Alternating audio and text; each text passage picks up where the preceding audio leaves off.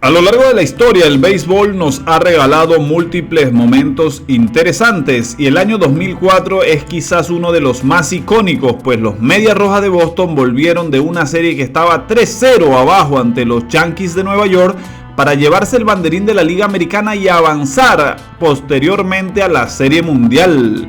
Entre los peloteros que se echaron, como se dice, el equipo al hombro estuvo David Ortiz, por supuesto, los lanzadores Pedro Martínez, Derek Lowe, pero también habían otros jugadores como Troc Nixon, Jason Varitek, Manny Ramírez, Orlando Cabrera, que fueron claves para que este equipo creyera que se podía revertir esa serie y hacer historia y así avanzar a la Serie Mundial. Boston terminó arrasando también en la Serie Mundial, llevándose la serie 4-0 ante los Cardenales de San Luis.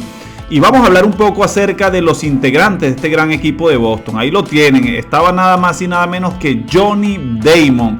Johnny Damon era un jugador rápido, versátil. Además de eso estaba el gran Manny Ramírez, un jugador que no está en el Salón de la Fama simplemente por cuestiones que tienen que ver con los esteroides, pero que ha sido sin lugar a duda un inmortal del béisbol. Tenían a David Ortiz, el Big Papi, quien en su primera elección al Salón de la Fama simplemente fue electo de una vez, entró al Salón de la Fama. Era un pelotero que estaba hecho para octubre.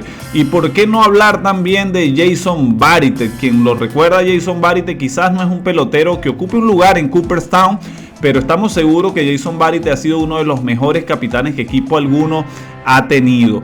Müller estaba en la tercera base de ese equipo de los Yankees, un pelotero que podía fildear muy bien, que podía hacer los outs.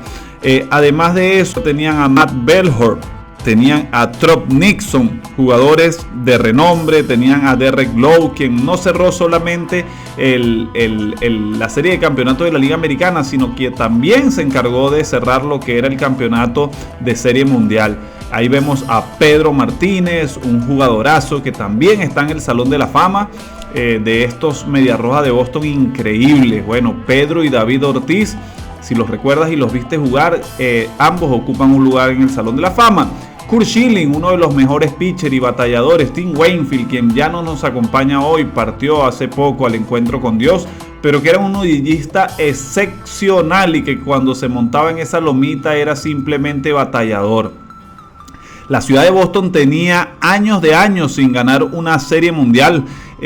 86 años habían pasado y estaba la maldición en pleno desarrollo, pero estos jugadores se combinarían para revertir esa maldición y regresar esa serie mundial al equipo de Boston, ese equipo tan tradicional que juega aún hoy en día en Fenway Park. El manager Terry Francona, un excelente manager que combinó a todos estos jugadores, una mezcla de talento joven, de veteranía, para llevarlos a conseguir el título de Serie Mundial. Este equipo se iba a enfrentar en la Serie Mundial por su parte a unos Cardenales de San Luis que habían tenido un récord muy bueno, ganando más de 100 juegos en la Liga Nacional y como siempre dirigidos por Tony La Russa, un excelente manager, Tony La Russa.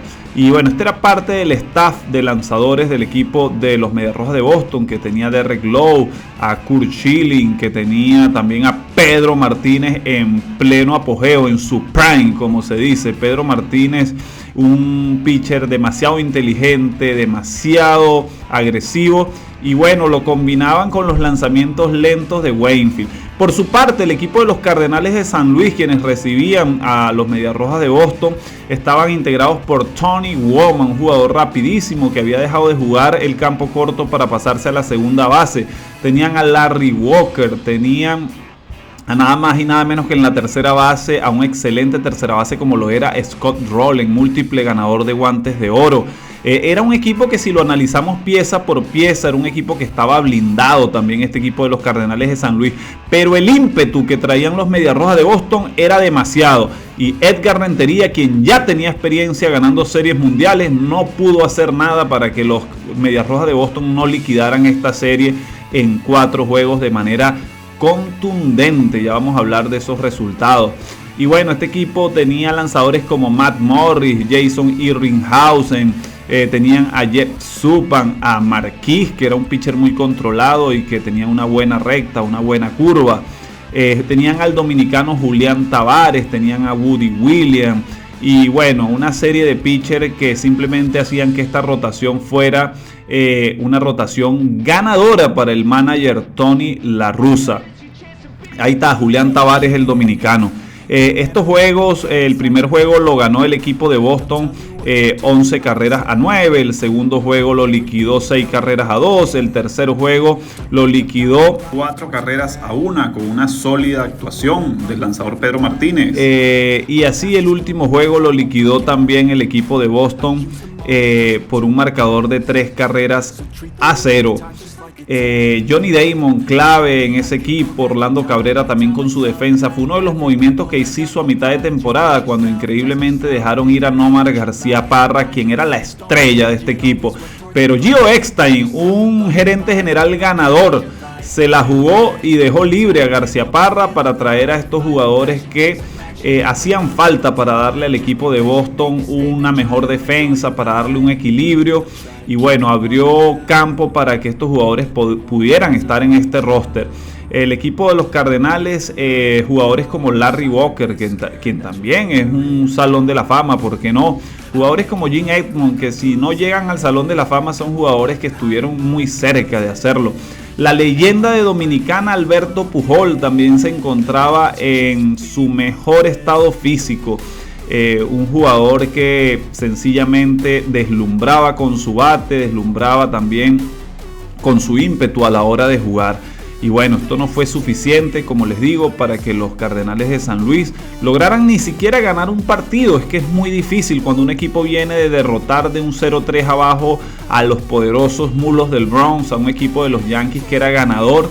El ímpetu que traían era avasallante. O sea, yo creo que ningún equipo de la Liga Nacional en ese momento, con el gran momentum que vivían los Medias Rojas de Boston, iba a parar a un equipo que venía de hacer una hazaña en casi ningún deporte y creo, si no me equivoco, que en ningún deporte con pelota se ha vuelto una serie de un 3-0 abajo. Ahí vemos a Yadier Molina, el marciano, quien seguramente también va a ocupar su lugar en el Salón de la Fama. Defensivamente es un batallador y con el bate era un jugador oportuno. Si bien es cierto, no tenía mucho poder, pero siempre estaba en el momento clave para dar los batazos necesarios para llevar a su equipo a puerto seguro y meterlos hasta la Serie Mundial, que bien merecida la tenían.